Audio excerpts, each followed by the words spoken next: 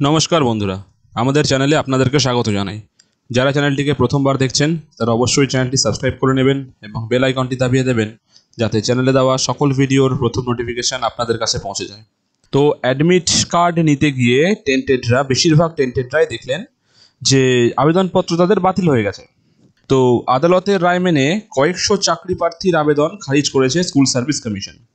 ওই প্রার্থীরা admit card download করতে গিয়ে দেখতে পান 2016 সালের প্রথম এসএলএসটি পরীক্ষায় টেন্টেড হিসেবে চিহ্নিত হওয়ায় তাদের আবেদন বাতিল করে দিয়েছে কমিশন। বৃহস্পতিবার রাতে 5,80,000 প্রার্থীর প্রভিশনাল অ্যাডমিট কার্ড আপলোড করেছে ওয়েবসাইটে এসএসসি।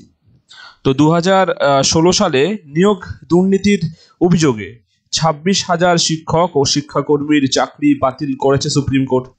তাদের মধ্যে 17,206 জন ছিল শিক্ষক শিক্ষিকা।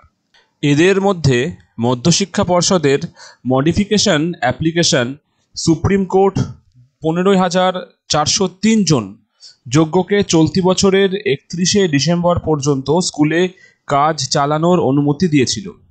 তো বাকি 1,800 জনের মধ্যে যারা শূন্য পেয়েছিলেন, র্যাঙ্ক জাম্প করা অথবা প্যানেলের মেয়াদ উত্তীর্ণর পরে যারা নিয়োগ পেয়েছিলেন, আপাতত তাদের অ্যাডমিট কার্ড খারিজের পথে হেঁটেছে এসএসসি।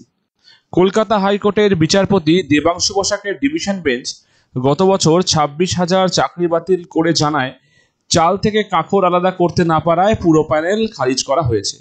যদিও এসএসসির চেয়ারম্যান সিদ্ধার্থ মজুমদার এ ব্যাপারে শনিবার কোনো মন্তব্য করতে চাননি।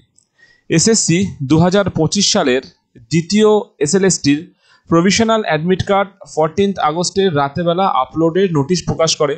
তাতে স্পষ্ট উল্লেখ রয়েছে, যাদের আবেদন বাতিল করা হয়েছে তারা ওয়েবসাইটে বাতিলের কারণ জানতে পারবেন। ফলে এটা স্পষ্ট হয়ে যায় অযোগ্য বলেই একাধিক প্রার্থীর আবেদন খারিজ করা হয়েছে। স্কুল শিক্ষা দপ্তরের আধিকারিকরা বলছেন, রাজ্যে কোনো নিয়োগ বিজ্ঞপ্তির অ্যাডমিট কার্ডের ক্ষেত্রে এই নোটিশ বেনজির। নিয়োগ দুর্নীতির অভিযোগে মামলাকারী প্রার্থীদের একাংশ বলছেন, কমিশন এক ঢিলে দুই পাখি মেরেছে। আদালতে কমিশন ও রাজ্য সরকার এতদিন দাবি করে এসেছে, পরীক্ষার পর ও ইন্টারভিউ এবং প্যানেল প্রকাশের আগে সফল প্রার্থীদের ফিজিক্যাল ভেরিফিকেশন ছাড়া সমস্ত অযোগ্যদের চিহ্নিত করা সম্ভব নয়। ফলে প্রভিশনাল অ্যাডমিট কার্ড ডাউনলোডে কয়েকশো প্রার্থীর আবেদন খারিজ করে এসএসসি নতুন করে মামলার রাস্তা বন্ধ করতে চাইছে। কারণ মামলা হলে তারা বলবে দুর্নীতিতে অভিযুক্তদের অ্যাডমিট কার্ডই খারিজ করে দেওয়া হয়েছে। এখনও টেন্টেডদের ধরার প্রক্রিয়া শেষ হয়নি। সেজন্য অ্যাডমিট কার্ডের নোটিশে এসএসসি উল্লেখ করেছে, কমিশনের আইন বিধি এবং আদালতের রায় মেনে শারীরিক অথবা অনলাইন ভেরিফিকেশনের মাধ্যমে এবং পরবর্তী পর্যায়ে কাউন্সেলিং পর্যন্ত যোগ্যতা যাচাই চলবে। তো এই ছিল আজকের খবর। এবার দেখা যাক কতদূর টেন্টেডকে এসএসসির পক্ষ থেকে ধরতে পারে। আজকে ভিডিওটি এই পর্যন্তই। ধন্যবাদ।